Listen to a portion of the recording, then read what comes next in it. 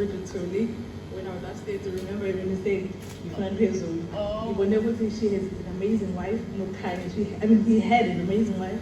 It's for no kind, just like you're doing for Thulani. Whatever you're doing for Thulani, continue doing it. Sure. Yeah. Thank you for being part of this event. I feel honored and humbled to be here and be standing in front of you. Thulani is an author that I respect so much. Mainly because 2018, for the first time, he was supposed to publish my book. And that's not what happened there. Whatever happened, I decided to publish it myself. But what's more important is the fact that I had lost a son that the previous year, it was 2017.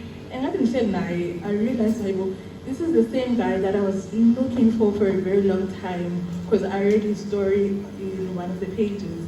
I don't know what was that, but when we sat down and talked, I realized, oh my gosh, he's the same guy. And I told him, you're the same guy I've been looking for all my life. Where have you been?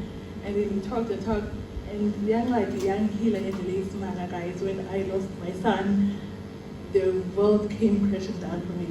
And that's his drive for me, because there's something is in I didn't say so. And as much as we love to read novels and everything, but reality books do a lot in things. Amazing. Thank you so much, guys.